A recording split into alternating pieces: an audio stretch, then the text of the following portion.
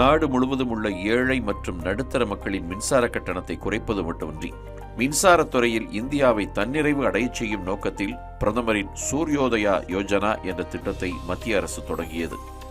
இத்திட்டத்திற்கு மானியம் வழங்குவதோடு உபரி மின்சார உற்பத்திக்கு கூடுதல் வருமானமும் கிடைக்கும் என்பதால் சூரிய ஒளி மின்சார திட்டத்தை தேசிய இயக்கமாக மாற்ற வேண்டும் என்ற பிரதமர் நரேந்திர மோடி அவர்களின் எண்ணம் நாடு முழுவதும் வரவேற்பை பெற்று வருகிறது.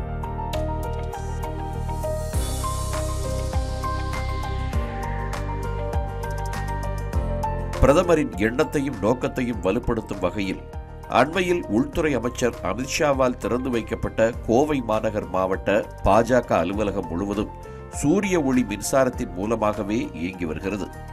25 சென்ட் பரப்பளவில் 3 தளங்களை கொண்டிருக்கும் இந்த அலுவலகத்தில் பொருத்தப்பட்ட சோலார் பேனல்களின் மூலம் சுமார் 10 கிலோவாட் மின்சாரம் உற்பத்தி செய்யப்படுகிறது. இன்னைக்கு எல்லாத்துக்குமே தெரியும், மின்சாரம் இல்லாமல் எதுவுமே இல்லை அப்படிங்கிற ஒரு சூழ்நிலை. அதனால் மின்சாரம் முக்கியமானது.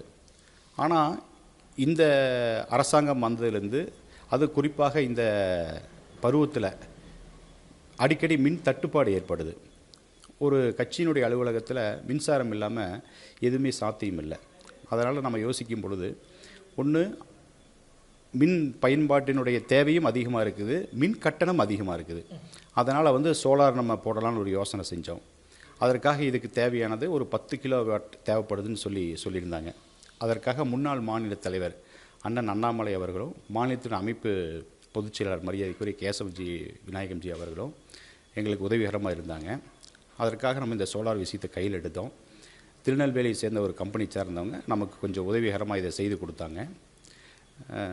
10 கிலோவாட் தயாரிப்பு மின் தயாரிக்கக்கூடிய அளவில் இது நம்ம போட்டிருக்கிறோம். அலுவலகத்துக்கு தேவையான அனைத்து மின் தேவைகளும் இதன் மூலிமா பூர்த்தியாகும்னு சொல்லி நம்ம போட்டிருக்கிறோம்.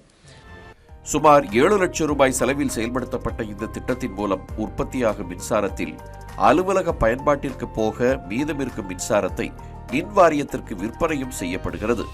பிரதமர் மோடியின் கனவை நினைவாக்கும் நோக்கத்தில் கோவை மாநகர மாவட்ட பாஜக அலுவலகத்தில் பொருத்தப்பட்டிருக்கும் இந்த சோலார் பேனல்கள் மற்ற கட்சி அலுவலகங்களுக்கு முன்னோடியாக காட்சியளிக்கின்றன.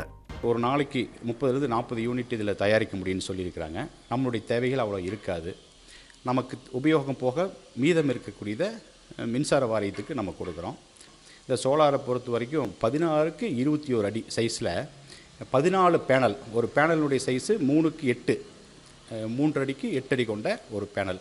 இந்த மாதிரி 14 பேனல் போட்டிருக்கோம். அது மேலே பார்த்தீங்கன்னா தெரியும். தினசரி ஒரு 30-40 யூனிட் நமக்கு தயாரித்து கொடுக்குறது. இதன் மூலம் நாட்டிலேயே ஒரு கட்சி அலுவலகம் முழுவதுமாக சோலார் மின்சாரத்தில் இயங்கும் பெருமையை கோவை மாநகர பாஜக மாவட்ட அலுவலகம் பெற்றிருக்கிறது. அடிக்கடி உயர்த்தப்படும் மின் கட்டணத்தை அறவே தவிர்க்கவும் சொந்தமாக மின் உற்பத்தியை செய்யவும் உதவக்கூடிய இந்த மத்திய அரசின் சோலார் பேனல் திட்டம் அனைத்து தரப்பு மக்களின் வரவேற்பையும் பாராட்டையும் பெற்றுள்ளது. தமிழ் ஜனம் செய்திகளுக்காக ஒளிப்பதிவாளர் நீலமேகத்துடன் கோவை செய்தியாளர் சுரேஷ்குமார்.